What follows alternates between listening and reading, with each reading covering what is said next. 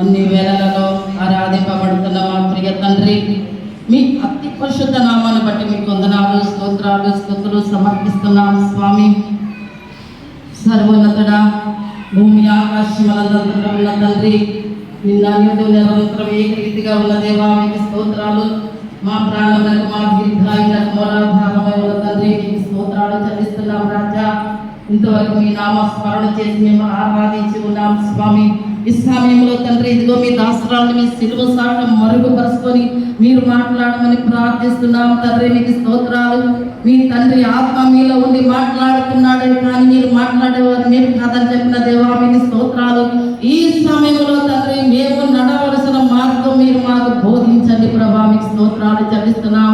మీ సన్మార్గంలో ప్రవర్తన కలిగి జీవించడం సహాయం చేయమని, ఇదిగో నా తండ్రి, ఈ వాక్యోపదేశము ద్వారా తండ్రి అనేక హృదయాలు తెరవబడాలి, వెలిగింపబడాలి. ఈ వాక్యాన్ని అనుసరించి మీ యొక్క పరిశుద్ధమైనటువంటి దీవెనలకు పాత్రులుగా ఉండడానికి సహాయం చేయమని ప్రార్థిస్తున్నాం. జీవాధిపతి స్తోత్రాలు, నజరేయుడా మీకు స్తోత్రాలు చెల్లిస్తున్నాం. దయతో మా యొక్క ప్రార్థనలు అంగీకరించి చిన్న సంఘాన్ని, చిన్న పరిచర్యలు దీవించి ఆశీర్వదించమని యేసుక్రీస్తు ప్రశస్తమైన నామములో ప్రార్థించి స్తుతించి అడిగి వేడుకుంటున్నాం తండ్రి. ఆమేన్. దేవుని స్తోత్రములు. Praise the Lord. హల్లెలూయా, హల్లెలూయా. అందరూ ఒకసారి చప్పట్లు కొట్టి దేవుని స్తుతించండి. Praise the Lord, praise the Lord, praise the Lord. ఆమేన్. క్రీస్తునందు దేవుని పెట్టారా. ఈరోజు వర్తమానము విశ్వాసికి ఉండాల్సినటువంటి ముఖ్యమైన లక్షణాలు, చాలా ప్రాముఖ్యమైనటువంటివి. ఆ లక్షణాలు మనము నేర్చుకొని అనుసరించాల్సిందిగా కూడి వచ్చిన బిడ్డలందరికీ, సంఘానికి, ప్రతి ఒక్కరికి కూడా తెలియపరచబడతా ఉంది. ప్రేమను అందరూ గమనించాలి. మొదటి ఒక వాక్యం, యెషయా గ్రంథము 48:18. యెషయా గ్రంథము 48:18. నీవు నా ఆజ్ఞలను ఆలకించవలనని నేనెంతో కోరుచున్నాను. ఆలకించిన ఎడల నీ క్షేమము నదివలను, నీ నీతి సముద్ర తరంగముల వలన ఉండను. థాంక్యూ. Praise the Lord. హల్లెలూయా, హల్లెలూయా. ప్రియమైన దేవుని బిడ్డలారా, దేవుడు చెప్పే మాట ఇది. ఏమని చెప్తున్నా, నీవు నా ఆజ్ఞలను ఆలకింపవలనని నేను ఎంతో కోరుచున్నాను. దేవుడు ఎంత కోరుతున్నాడు. దేవుడు ఆజ్ఞ, దేవుని మాట మనం వినాలని, ఆ ప్రకారం నడవాలని, అప్పుడు మనం ఆశీర్వాదకరంగా ఉండగలుగుతామని దేవుని ఉద్దేశము, దేవుని యొక్క అభిష్టమై ఉంది. కాబట్టి ఇక్కడ దేవుడు ఇలా తెలియపరుస్తున్నాడు, నా ఆజ్ఞలను నువ్వు ఆలకించాలని నేను ఎంతో కోరుచున్నాను. అలా నువ్వు ఆలకించినట్లయితే, అనుసరించినట్లయితే ప్రియమైన దేవుని బిడ్డలారా, మన యొక్క క్షేమం ఎలా ఉంటుందంటే నది వలె, నది ప్రవహిస్తూ ఉంటుంది, ఆరిపోదు. అలాగే నీ నీతి సముద్ర తరంగములుగా, సముద్ర తరంగాలు వస్తూనే ఉంటాయి. ఒకటి అలాగే మన దీవెన, మనకు దేవుడిచ్చే ఆశీర్వాదాలు, దేవుడిచ్చే దీవెనలు అలా ఉంటాయి అన్నమాట.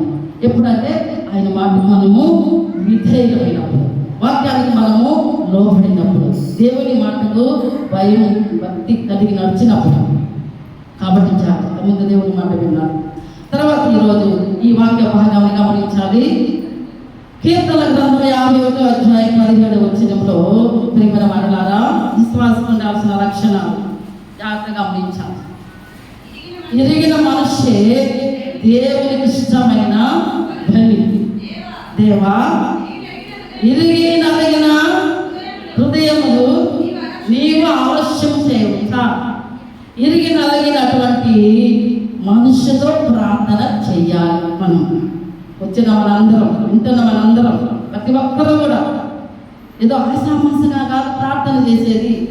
దేవుని బిడ్డలారా, ఇరిగి నలిగినటువంటి హృదయముతో చేసే ప్రార్థన దేవునికి ఇష్టమైన బలి. అలాగే మన పితరులు బలులు ఎన్నో అర్పించినారు పాప పరిహారార్థ నిమిత్తంగా. మన ప్రభువైన యేసుక్రీస్తు వారు పరమాత్ముడు ఆ పరలోకముల నుండి భూలోకానికి నరవతార రూపంలో యేసుక్రీస్తు అనే నామములో రక్షకుడిగా భూలోకంలో ఉద్భవించి ఆయన మనందరి తరపున మన నిమిత్తము మన కొరకు చిలువలో యజ్ఞ పశువుగా బలి పశువుగా బలియాగం చేయబడి చనిపోయి సమాధి చేయబడి తిరిగి లేచిన సజీవుడు ప్రేమల వారు. ఆయన బలి అర్పించినాడు కాబట్టి ఇంకా ఆ బలులు అవసరం లేదు. ఏ బలులు లోక సంబంధమైనటువంటి బలులు అవసరం లేదు. ఇప్పుడు మనం ఏ బలి అర్పిస్తున్నాము? ప్రార్థన బలి. ఎలాగ చెల్లించాలా దేవునికి? విరిగి నలిగిన హృదయముతో దేవునికి బలియాగము, స్తుతియాగము, స్తోత్ర బలులు, ప్రార్థన బలులు సమర్పించుకోవాలి అని దేవుడు మనకి యొక్క ఉదయకాల సమయంలో తెలియజేస్తా ఉన్నాడు. ప్రేమన దేవుడి బిడ్డలారా, ఒక చరణం పాడుకున్నాం. పగిలిన హృదయముతో పాడిన మిగిలిన మనసుతో మేలిన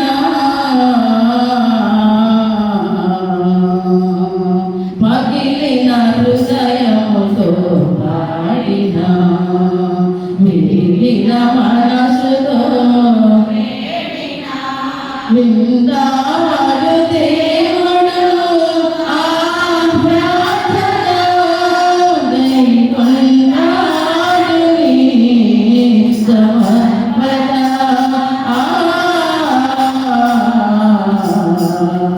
పగిలిన హృదయముతో ఆడిన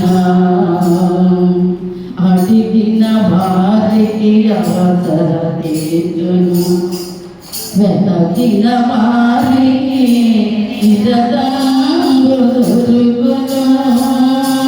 అడిగిన వారికి అవసరతేజును వెతకిన వారికి ఇరదంబు దొరుకును. దాటిన వారికి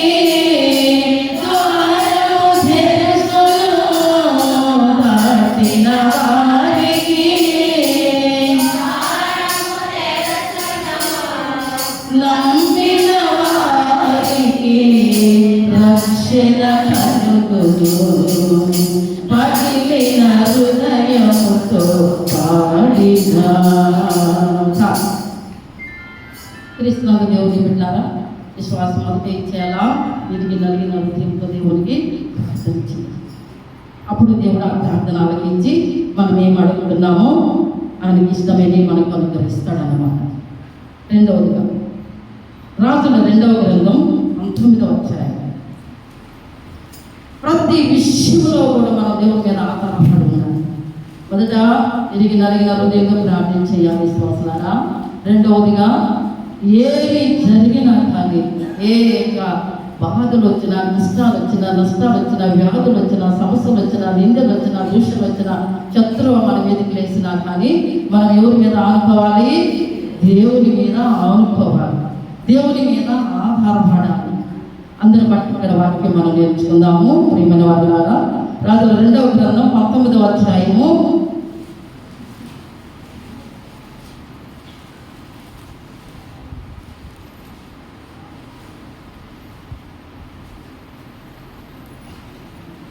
11వ వచనం చదువుతున్నాం. 11 తర్వాత 14.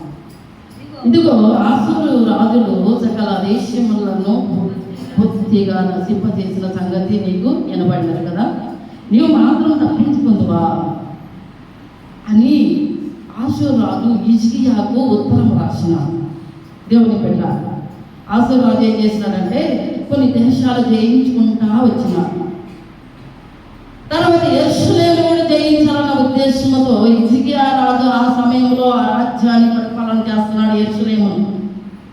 అప్పుడు అషూరు రాజు హిజ్కియా రాజుకు ఉత్తరం రాసి, ఇదిగో నీవు మాత్రం తప్పించుకోగలవా? నీవు నమ్ముకున్న దేవుని దగ్గర మోసపోకాకు, నేను నీ రాజ్యాన్ని కూడా జయించుకోగలుగుతాను, నీవు నాకు లోబడమన్నట్టుగా ఉత్తరం రాసి దూత చేత పంపించినాడు. దూత ఏం చేసినాడు? ఉత్తరం తీసుకొచ్చి రాజుకు అప్పగించినాడు. రాజు ఏం చేసినాడు? ఒకసారి గమనించాడు. 14వ వచనం. హిజ్కియా దూతల చేతిలో నుండి ఆ ఉత్తరం తీసుకొని చదివి యెహోవా మందిరంలోనికి పోయి యెహోవా సన్నిధిని దాన్ని విప్పిపరిచి యెహోవా సన్నిధిని ఇట్లని ప్రార్థన చేశాను. యెహోవా కెరూబుల మధ్య నివసించుతున్న ఇశ్రాయేలు దేవా, భూమి ఆకాశములను కలుగజేసిన అద్వితీయ దేవా, నీవు లోకముందున్న సకల రాజ్యములకు దేవుడవై ఉన్నావు. యెహోవా చెవియొగ్గుము, ఆలకించుము. యెహోవా కన్నులు తెరిచి దృష్టించుము. జీవము గల దేవుడవైనా నిన్ను దూషించుటకై సన్నిహరింపు, పంపిన మాటలను చెవిని పెట్టుము. యెహోవా అసురు రాజులు ఆ జనములను వారి దేశములను పాడు చేసి వారి దేవతలను అగ్నిలో వేసినది నిజమే. ఆ రాజ్యముల దేవతలు నిజమైన దేవుళ్ళు కాక మనుషుల చేత చేయబడిన కర్రలు రాళ్ళే కనుక వారు వారిని నిర్మూలం చేసింది. యెహోవా మా దేవా, లోకమందున్న సమస్త జనులు నీవే, సమస్త జనులు నీవే. నిజముగా అద్వితీయ దేవుడు అయిన యెహోవాని తెలుసుకున్నట్లుగా అతని చేతిలో నుండి మమ్మను రక్షించుకుంది. ప్రార్థన. హిజ్కియా యెహోవా సన్నిధిలో ఆ ఆషూరు రాజు అన్యరాజు రాసిన ఉత్తరము తీసుకొని వచ్చి దేవుని సన్నిధానంలో పరిచి దేవుని పాదాల దగ్గర ఇలాగా ప్రార్థన చేస్తున్నాడు. దేవా, నువ్వు నిజమైన దేవుడు. అతడేమో ఎన్నో దేశాలు జయించుకుంటూ వచ్చినాడు, కానీ ఆ దేశాల్లో వారి కొలిసే దేవుడు వాళ్ళని కాపాడలేకపోయినారు. కాబట్టి నువ్వు నిజమైన దేవుడు కాబట్టి మమ్మల్ని కాపాడాలి, మమ్మల్ని రక్షించాలి అని దేవునికి ప్రార్థన చేసి ప్రవక్త కూడా తెలియపరిచినాడు. యెషయా ప్రవక్త కూడా తెలియజేసినాడు. ప్రవక్తకు తెలియపరిచినప్పుడు ప్రవక్త దేవునికి ప్రార్థన చేసినాడు. దేవుడు అన్నాడు, ప్రియమైన వారలారా, ఇక్కడ చూడండి 28 వచ్చిన, నా మీద నీవు చేయు రంకెలను నీవు చేసిన కలహమును నా చెవులో చచ్చను కనుక నా కాలంలో నీ ముక్కునకు తగిలించదను, నా కళ్ళెము నీ నోట్లో పెట్టి నిన్ను మళ్లించదను. ఎవరితో చెప్తున్నాడు దేవుడు? అసురు రాజుతో. అసురు రాజు రంకెలు వేస్తున్నాడు, కలహం చేస్తున్నాడు. నువ్వు తప్పించుకోలేవు, నువ్వు నీ దేవుడిని నేను రక్షిస్తాడని నువ్వు అనుకుంటున్నావు. కానీ నేను ఇన్ని దేశాలు జయించుకుంటూ వచ్చినా కదా, ఎవరు రాజ్యాలు రక్షించుకోలేకపోయినారు. మరి నీ దేవుని రక్షిస్తున్నా కరెక్ట్గా ఉత్తరము రాసి హిజ్కియాకు పంపించినప్పుడు హిజ్కియా ప్రార్థన చేసినాడు, యెషయా ప్రార్థన చేసినాడు. దేవుడు ఇక్కడ ప్రవక్తతో బయలుపరుస్తూ రాజుకు తెలియచేస్తున్నాడు. ఇది సంగతి. అతడు ఇన్ని రాజ్యాలు జయించుకుంటూ వచ్చినాడంటే ఇది ఎవరి యొక్క సహాయము? నా వలనే అతడు ఈ రాజ్యాలు జయించినాడు. కానీ ఇప్పుడు ఇతడు రంగలేసి కలహపడుతున్నాడు కనుక నేను వారిని అతని ముక్కుకు గాలం తగిలించి అతని నోట్లో కళ్ళెం పెట్టి తిరిగి వెనుకకు మళ్ళిస్తాను. ప్రియమైన వారలారా, దేవుడు చెప్పే మాట, దేవుడి మీదనే వేస్తున్నాడు కదా రైతులు. నేను విన్నాను అంటున్నాడు దేవుడికి తెలుసు. ఆయన కనుదృష్టి ప్రతి స్థలములో ఉంచబడింది. ప్రతి స్థలంలో దేవుని కనుదృష్టి ఉంచబడింది. ప్రతి ఒక్కరిని దేవుడు చూస్తున్నాడు. సృష్టికర్త ఒక్కడే. ప్రియమైన వారలారా, కాబట్టి ఇతడు అన్యరాజు కనుక ఏమవుతున్నాడు? అందరూ ఇన్ని రాజ్యాలు జయించినాను కాబట్టి ఇది కూడా జయించగలనని అతడు అలాగా ఏమై ఉన్నాడు? ప్రియమైనటువంటి వారలారా, అతిశయపడ్డాడు. ఇక్కడ దేవుడు ఇక్కడ ఉండేది, యెరూషలేమును కాపాడేది దేవుడు, దేవుని పిల్లలను కాపాడేది దేవుడు కాపాడి సంరక్షిస్తాడు. కాబట్టి దేవుడు ఇక్కడ ఏం చేస్తాడు అంటున్నాడు, అతనికి అషూరు రాజుకి అతని ముక్కుకే గాలం తగిలించి అతని నోట్లో కళ్ళెం పెట్టి నేను వెనుకకు మరలిస్తాను. అతడు ఇన్ని రాజ్యాలు జయించినాడంటే అది నా వలన జరిగిందే కానీ అతడు నేను అనుకుంటున్నాడు. కాబట్టి ఇప్పుడు నీకేం పర్వాలేదు, ఈ పట్టణానికి ఏం జరగదు, నేను కాపాడుతానని దేవుడు చెప్పినాడు. ప్రియమైన వారలారా, దేవుని మీద ఆనుకుంటే దేవుడు యుద్ధం చేస్తాడు, మనం చేయని అవసరం లేదు. ఇక్కడ 35 వచ్చిన ఒక్క మాట చదవండి. 35 ఆ రాత్రి యెహోవా దూత బయలుదేరి ఆషూరు వారి గండుపేటలో చొచ్చి 185,000 మందిని హతం చేశాను. ఉదయం జనులు లేచి చూడగా వారందరూ మృత కలియుగములై ఉండురి. ఆషూరు రాజైన సన్హెరీబు తిరిగిపోయి నినివే పట్టణంలోకి వచ్చి నివసించిన తర్వాత నీ శ్లోకము తన దేవుడు అందరము మొక్కుతుండగా అతని కుమారుడు అంతరమేలేకును సరేజరును ఖడ్గముతో అతని చంపి అరారాతు దేశంలోనికి తప్పించుకొని పోయింది. చూడండి దేవుని పెట్టారా, ఈ యొక్క ఆశీర్వాదు ఏ విధంగా రంకెలు వేసినాడు, ఏ విధంగా కలహపడ్డాడు, ఏ విధంగా ఉత్తరం రాసినాడు, ఇప్పుడు ఏమైనాడు ఒకసారి గమనించాలి. సురహులను జయించాలని చాలా అతిశయపడ్డాడు, గర్వపడ్డాడు, ఇష్టానికి మాట్లాడినాడు.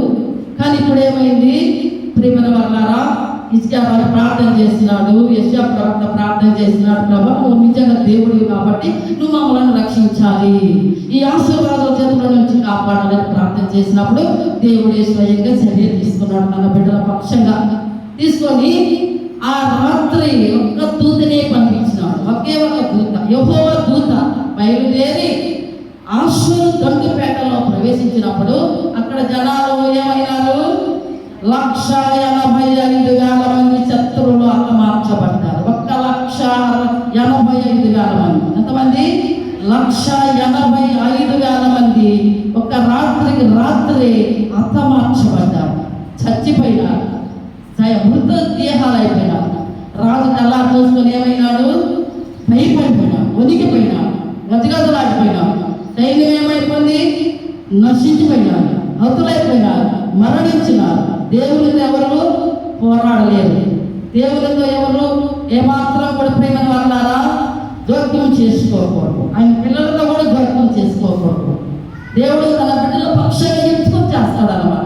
ఇప్పుడు ఆశీర్వాదం ఎంతగా అతిశయపడ్డాడు, ఎంత గర్వపడ్డాడు ప్రేమ వాళ్ళారా.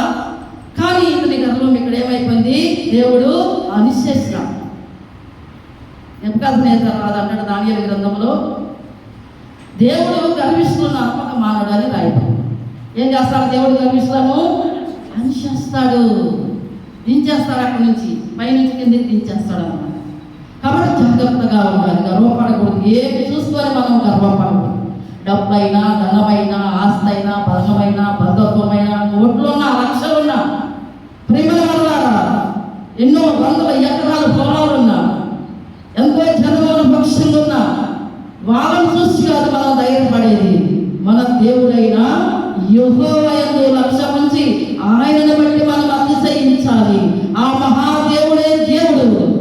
దేవుడు సర్వయుగములలో ఉన్న దేవుడు, సర్వాధికారి. దేవుని నమ్మిన బిడ్డలని దేవుడు ఎప్పుడూ చిక్కుపరచడు. రెండవ లక్షణం విశ్వాసం ఉండాల్సిన రెండవ లక్షణం ఏంటంటే దేవుని మీద ఆధారపడాలా అని. ఇప్పుడు హిజ్కియా రాజు మీదకి కష్టం వచ్చినప్పుడు, యుద్ధం వచ్చినప్పుడు దేవుని మీద ఆధారపడ్డాడు, జయ జీవితం ఇచ్చినాడు దేవుడు. శత్రువులను హతమార్చినాడు. ఆశీర్వాదం ఏమైనాడు, పారిపోయి తన దేశాన్ని వదిలిపెట్టి ఇంకొక దేశానికి వెళ్ళిపోయినాడు. నినివే పట్టణానికి వెళ్ళి అక్కడ తన దేవుడికి మొక్కుతున్నాడంట. ఆ టైంలో అతని కుమారుడు ఇద్దరు పోయి అతని కత్తితో పొడి చంపేసినాడు. ప్రైజ్ ది లార్డ్, హల్లెలూయా. శత్రువు ఏమైనాడు, శత్రువు జనం ఏమైందో ఒక్కసారి మనము గమనించాలి.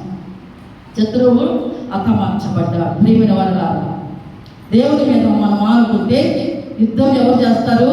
యెహోవా యుద్ధం.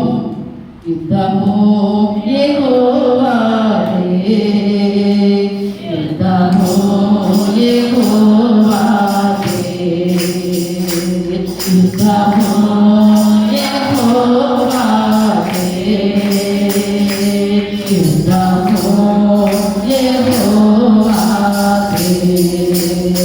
రాజులు మనకు కరుణేరు,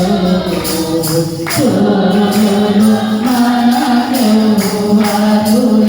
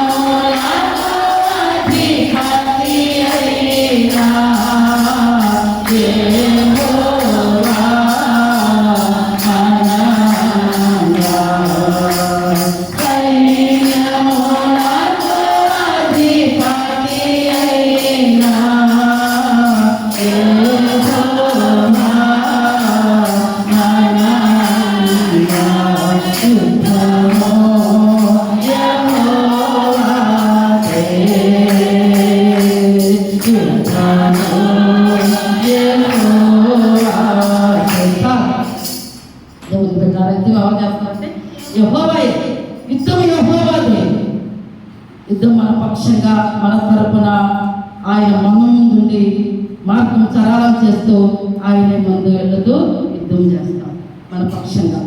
ఆనాడు హిజ్కియా పక్షంగా, ఇజ్రాయేల్ పక్షంగా దేవుడు యుద్ధం చేసి శత్రువులను హతమార్చి చంపే అందరూ అవుతులైపోయినారు. రాజు పారిపోయి కూడా మరణమైపోయాడు. దేవుని బిడ్డ మూడవది విశ్వాసి, మూడవదిగా లోకానికి ఏమై ఉండాలంటే ఉప్పుగా ఉండాలని వాక్యం చెప్తా ఉంది. మత్తయి సువార్త 5వ అధ్యాయము 13వ వచనం. మత్తయి సువార్త 5:13. మీరు లోకమునకు ఉప్పై ఉన్నారు. ఉప్పు నిస్సారమైతే దేని వలన సారము పొందును? అది బయట పారవేయబడి మనుషుల చేత తొక్కబడికే కానీ మరి దేనికి పనికి రాదు. దేవుని బిడ్డలారా, ఇక్కడ వాక్యం ద్వారా హెచ్చరించబడుతున్నా మనం లోకానికి ఉప్పు అయి ఉండాలి. ఉప్పు నిస్సారమైతే దేనికి పనికి రాదు.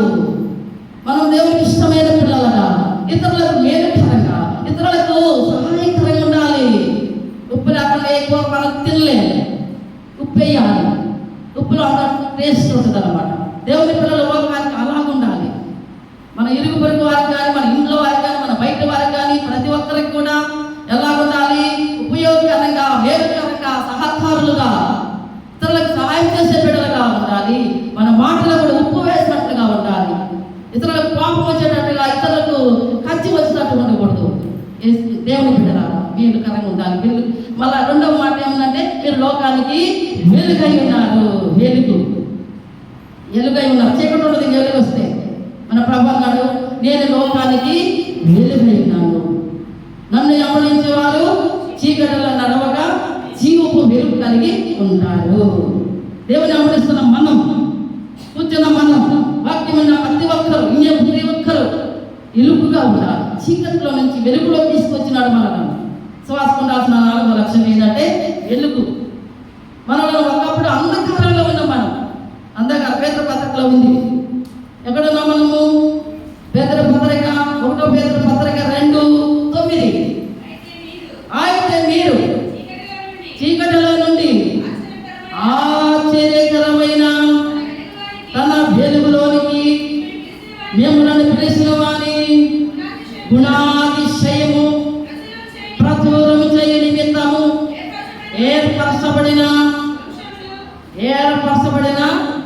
వంశమును, రాజులైన యాజక సమూహములు, పరిశుద్ధ జనములు, దేవుని శుద్ధైన ప్రజలై ఉన్నారట. ఇప్పుడేమై ఉన్నాం?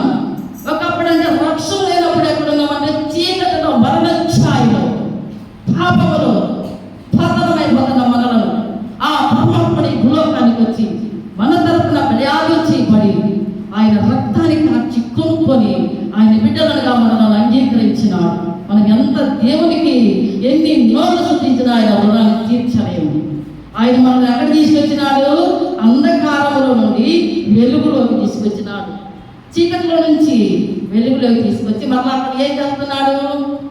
మీరు రాజవంశం అన్న రాజులు, యాజకులు, పరిశుద్ధ జనం, దేవుని సొత్తైన ప్రజలు.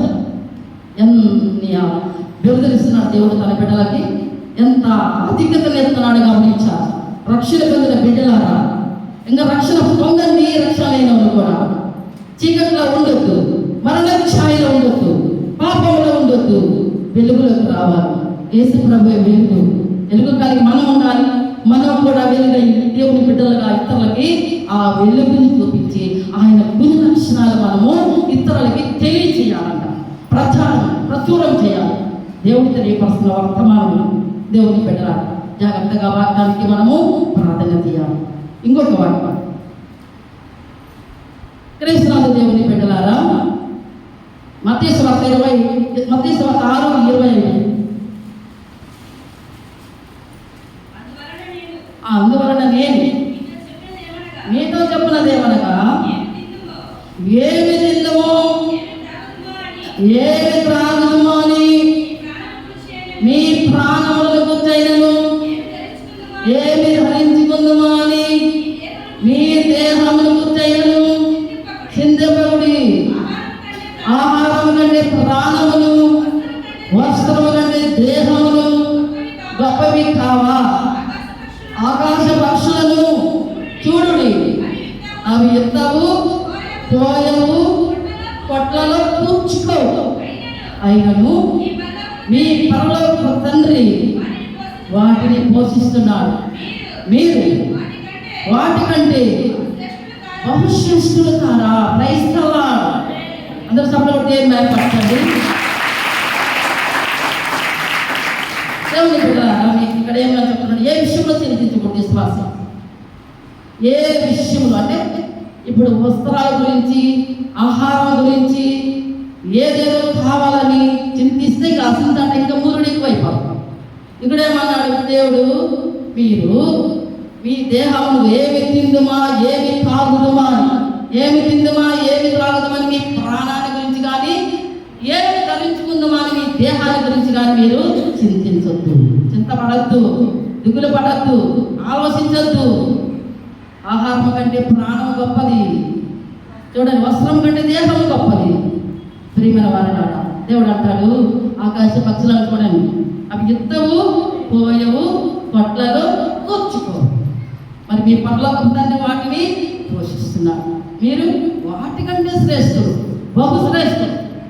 దేవుడు మనల్ని అంత శ్రేష్ఠులుగా సృష్టించినప్పుడు మనం చింతపడకూడదు, దిగులు పడకూడదు. ఇవి కావాలా ఇవి కావాలని. రెండో లాస్ట్ ఒక మాట చూడండి, 33 వచ్చిన. కాబట్టి 33 వచ్చిన. కాబట్టి మీరు ఆయన రాజ్యమును నీతిని మొదట వెతుకుడి, అప్పుడు అవన్నీ మీకు అనుగ్రహింపబడును. రేపటి గురించి చింతించిన అవసరం లేదు. ఇక్కడేమంటున్నాడు? ప్రియమైన వారలారా, మొదట మనం వెతకాల్సింది ఆహారము, బట్టలు, ఇల్లు, వాకిలి ఇవన్నీ కాదు. మొదట దేవుని రాజ్యం వెతకమన్నా, ఆయన నీతి మరణం నుండి తప్పించింది. ఉగ్రత దేవుని ఆస్తి అక్కడికి రాదు. సామెతల గ్రంథంలో రాయబడింది, ఉగ్రత దేనివన ఆస్తి అక్కడికి రాదు, నీతి మరణం నుండి రక్షించును, తప్పించు. ఇక్కడ ఏమవుందంటే మీరు మొదటి ఏం వెతకాలంటే ఆయన నీతిని, ఆయన రాజ్యాన్ని. అప్పుడు మనకు అన్ని మన ఆంతర్యంలో దేవుడు సమస్తాన్ని మనకు దయచేయగలడు. ఇగలడా లేదా? ఇస్తాడు, అన్ని సమృద్ధిగా ఇస్తాడు. ఆయన సమృద్ధిలో ఉన్న దేవుడు, సకల సంపదల ధని, బుద్ధి జ్ఞానములు, సర్వ సంపదలు ఆయన యందే క్లుప్తమైంది. దేవుని బిడ్డల మేలు మీ బంగారం కంటే ఆయన దగ్గర నుంచి వచ్చే వచ్చుబాటు చాలా దొడ్డది. ఆయన మాటలందు మనము మనసు పెట్టి లక్ష్యం ఉంచితే దేవుడు సమృద్ధిగా మనలను పోషిస్తాడు. ఇంకొక చరణం పాడుతున్నాం. ఆకాశ పక్షులను చూడండి, అవి ఎత్తవు, అవి కోయవు, అవి కోయవు,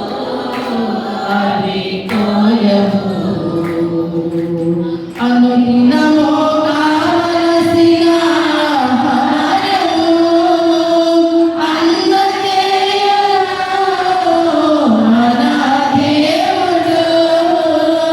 అనుదినము కావలసిన ఆహారము అందజేయును మన దేవుడు.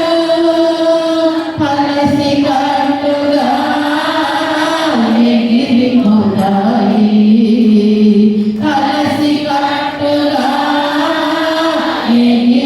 ఎగిరిపోతాయి, కడుపు నింపుకొని మరలా తిరిగి వస్తాయి, కడుపు నింపుకొని మరలా తిరిగి వస్తాయి.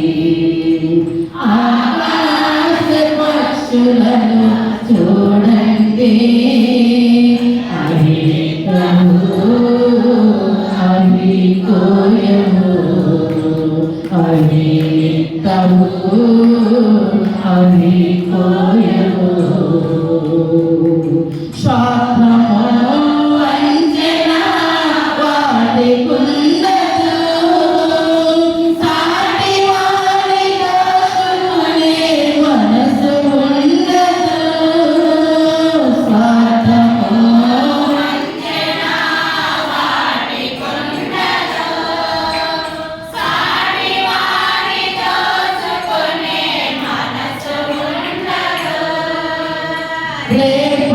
కూర్చిన చింత వాటికుండదు, రేపటి కూర్చిన చింత వాటికుండదు. పూట ఎలా గడపాలని బాధ ఉండదు, పూట ఎలా గడపాలని బాధ ఉండదు. రేపటి గురించి కూడా చింతించవచ్చు. ఎట్ట పూట గడుపుకోవాలా, ఎక్కడ ఆహారం తెచ్చుకోవాలని దేవుడు వాటికి తగిన ఆహారం దేవుడు వాటికి అనుగ్రహిస్తున్నాడు. అలాంటప్పుడు దేవుడు ఆకాశ పక్షులు మనకు చూపిస్తున్నాడు. మీరు వాటిని చూడండి, దేవుడు వాటిని ఎలా పోషిస్తున్నాడు. మీరు వాటికంటే మరి వంశేషులు కాదా? మరి మీరు ఎందుకు చింతిస్తున్నారు? ఎందుకు బాధపడుతున్నారు? ఎందుకు దిగులు పడుతున్నారు? ఎందుకు ఆవేదన చెందుతున్నారు? దేవుని వైపు చూడమంటున్నాడు. ఈ కష్టాల వైపు చూడకూడదు, దేవుని వైపు చూడాలి. అప్పుడు మనము సమస్తమును దేవుని నుండి పొందుకోగలుగుతాం. ఆయన ఇస్తాడు మనకు. సర్వ సమృద్ధి గల దేవుడు, సర్వాధికారి, భూమి ఆకాశంలో ఉన్న దేవుడు. ప్రియమైన వాళ్ళారా, ఇంకొక లక్ష్యం మత్తయి సువార్త 5:44.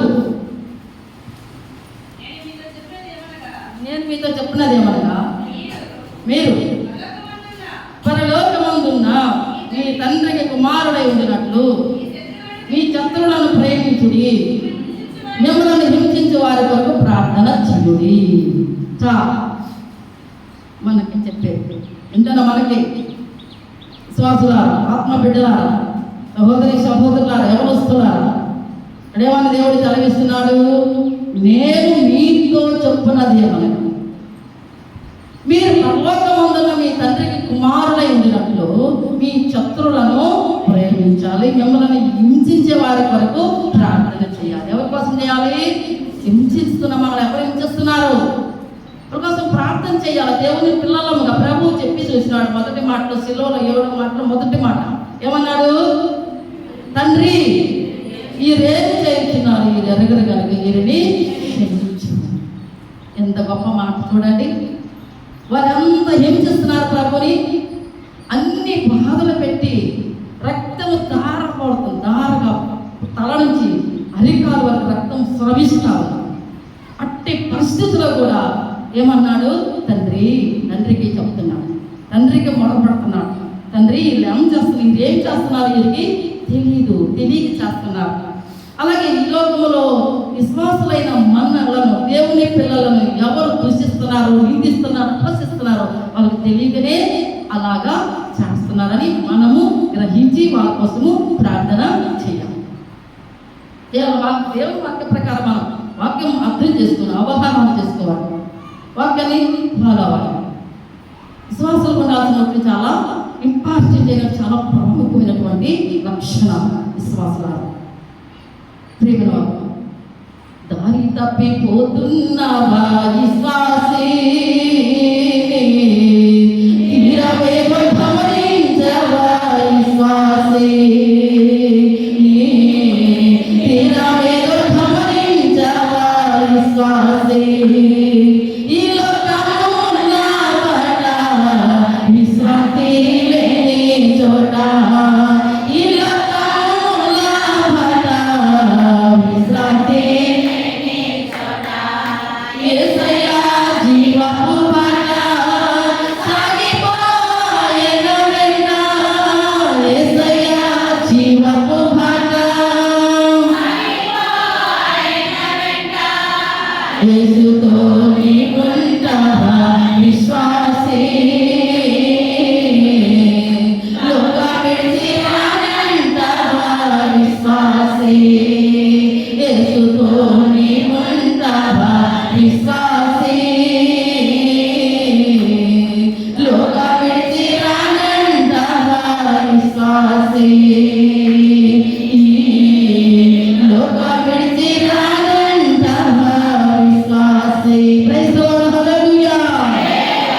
దేవుని బిడ్డలారా, ఇంత వాక్యం వింటున్నాం కదా, దారి తప్పిపోకూడదు విశ్వాసులారా. ఈ లోకమంతా ముళ్ళబాట, విశ్రాంతి లేని స్థలాలు. మనం ఎక్కడ పరికించి చూసినా కానీ శాంతి సమాధానాలు ఎక్కడ లేవు. ఎక్కడ పట్టిన అసమాధానమే, అలా జడలే. ఒక ఒకరికొకరికి పొందుకు ఉండదు. అలాంటి సందర్భంలో ఉన్నాం మనం. అందుకే వాక్యాన్ని అనుసరిస్తూ దేవుని చిత్తానికి లోబడి నడుచుకుంటే మనం దేవుని మహిమగల రాజ్యంలో యుగాలు ఆనందిస్తాము. దేవుని బిడ్డలారా, మనకు ఉండాల్సిన లక్షణం ఏంటి? ప్రియమైన దేవుని బిడ్డలారా చెప్పండి. విశ్వాసి దారి తప్పిపోకుండా జాగ్రత్తగా నీతిని వెతుకుతూ దేవుని రాజ్యం వరకు ప్రయాసపడాలి, పోరాడాలి. పోరాటం యుద్ధరంగం. రక్షణ పొందిన బిడ్డలారా, యుద్ధరంగంలో ఉన్నవారికి గుర్తించండి. పోరాటం ఇది. ఈ పోరాటాలలో యుద్ధరంగంలో జయము మనదే, యుద్ధం యెహోవాదే. రైతులాడడంలో దేవుడు మార్చండి.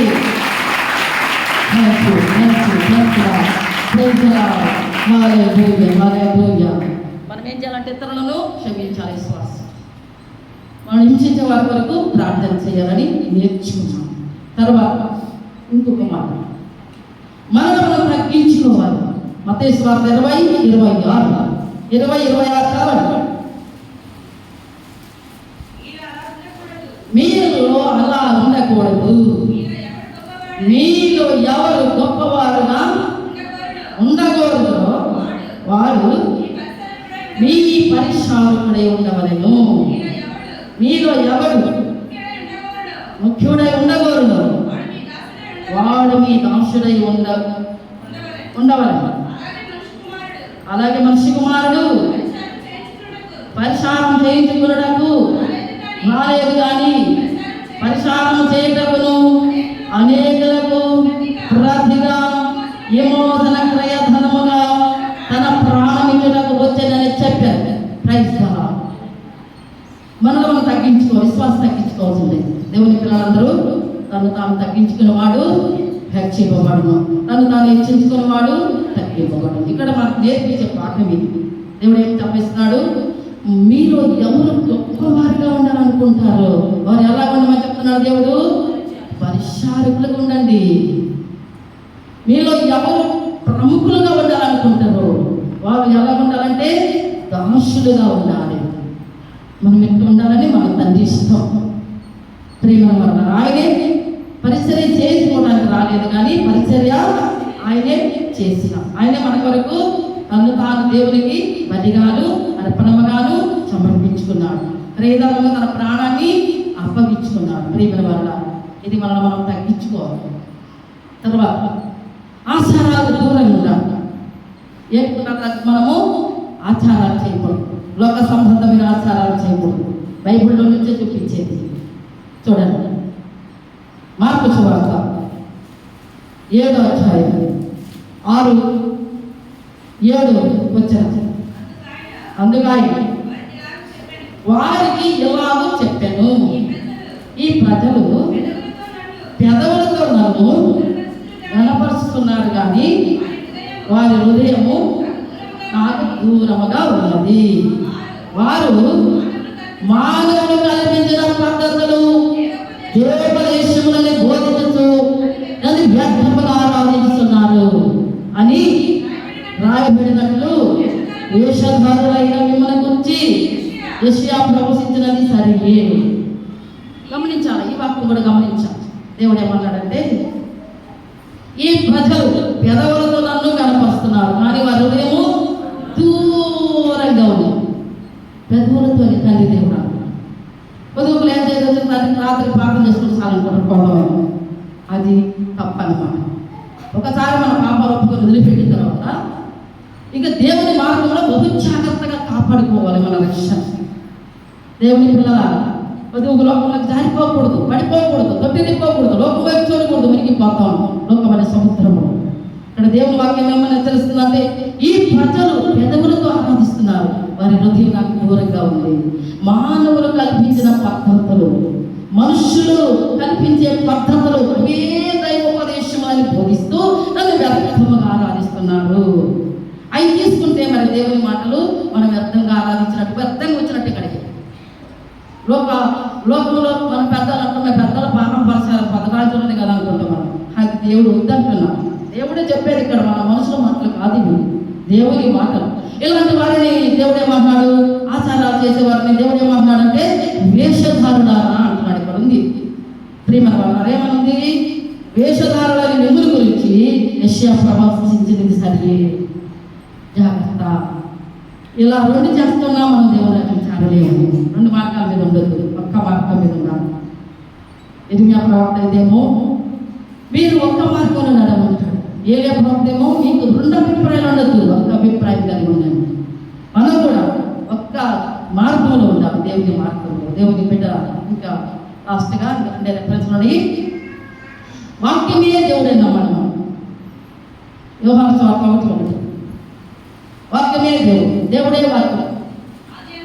ఆది యందు వాక్యం ఉండెను, వాక్యం దేవుని అంత ఉండెను, వాక్యమే దేవుడై ఉండేది. హల్లెలూయా. వాక్యమే దేవుడే నమ్మాలి. వాక్యం చెప్తాను, ఈ వాక్యం దేవుడు నమ్మాలి, చెప్పింది చెయ్యాలి, శిరస వహించాలి, వాక్యాన్ని ఫాలో అవ్వాలి, వాక్యాన్ని మనము విశ్వసించాలి. వాక్యాన్ని తోసివేస్తే మన ఇష్టాన్ని నడుస్తాం. మన తండ్రి దేవుడు అంటే వేషధారులం అవుతాం. వేషధారుల పరలోకం లేదు. ప్రియమైన వారలారా జాగ్రత్త. లాస్ట్ వాక్యం లేవీకాండం 30:27-30. భూధాన్యములోనేమి, వృక్ష ఫలములలోనేమి, భూఫలములన్నిటిలో దశమ భాగము యెహోషువకు. Praise the Lord. హల్లెలూయా. ఏమని రాయబడింది? దేవుని వాక్యం ద్వారా రచించబడుతున్న విశ్వాసం రాసినటువంటి ఈ లక్షణం ఏంటంటే, ప్రియమైన వారలారా ఏమన్నాడు? భూధాన్యములోనేమి, వృక్ష ఫలములోనేమి, భూఫలములన్నిటిలో దశమ భాగం. ఒకే మాటలో ఒకటి చెప్తాను.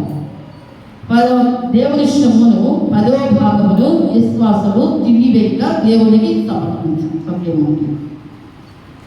ఎలాగన్నా మనం దేవునికి చెల్లించాలి.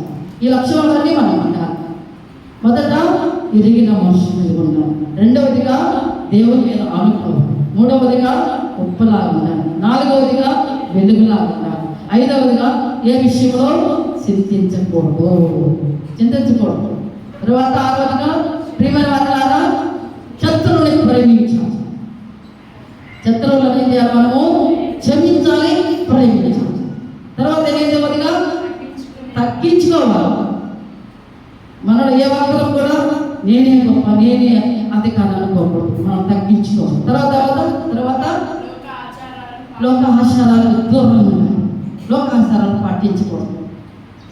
లోకాచారాలు చేయకూడదు. విశ్వాసాలారా మనసులో పెట్టుకోండి.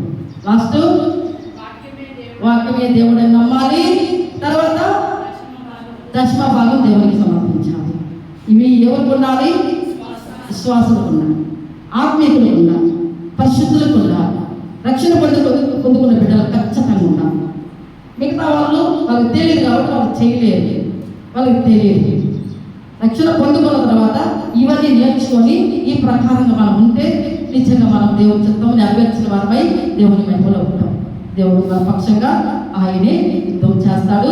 ఆయన మనల్ని కాపాడి లాస్ట్ వరకు ఇహము ఇడిచేంత వరకు ప్రియమైన వారలారా ఆయన మనల్ని చెయ్యి విడిచిపెట్టేవాడు కాదు. ఒక చరణం పాడుకున్నాం. పాతాళలోయలో నడిచెదము మేము, పాతాళలోయలో నడిచెదము మేము, జలమయముగా శ్రమలేన కడిగిన, జలమయముగా శ్రమలేన కడిగిన, అదయ సలయక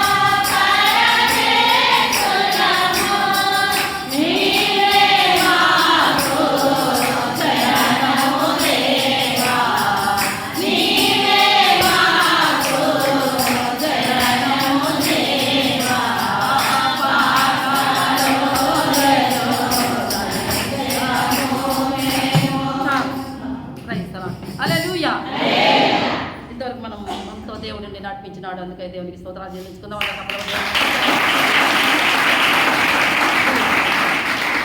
ప్రార్థన చేసుకుందాం. అందరి శ్వాసం అందరూ వేసిన పడి ప్రార్థన చేసుకుందాం.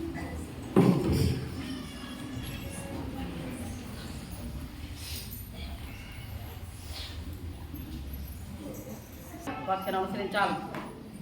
ఈ లక్షణాలన్నీ మనకు ఉండాలి. విశ్వాసంకు ఉండాల్సినటువంటి చాలా ప్రాముఖ్యమైనటువంటి లక్షణాలు. వాటిని పాటిస్తే ఖచ్చితంగా నిశ్చయంగా మనం దేవుని యొక్క రాజ్యానికి వారసులము కాగలుగుతాం. స్తోత్రం స్తోత్రం స్తోత్రం స్తోత్రం స్తోత్రం స్తోత్రం స్తోత్రం దేవా, సర్వశక్తిమంతుడా, పరిశుద్ధుడా, ఆశ్చర్యకరుడా, ఆలోచనకర్త, బలవంతుడు అయిన దేవా, నిత్యుడు, ఒక తండ్రి, సమాధానకర్త, ఒక అధిపతి, మీ అతి పరిశుద్ధ నామానికి స్తోత్రాలు చెల్లిస్తున్నాం రాజా. మా ప్రార్థనలు మా విన్నపములు అంగీకరించండి స్వామి. ఈ చిన్న సంఘాన్ని చిన్న పరిచర్యను నియమించండి అయ్యా.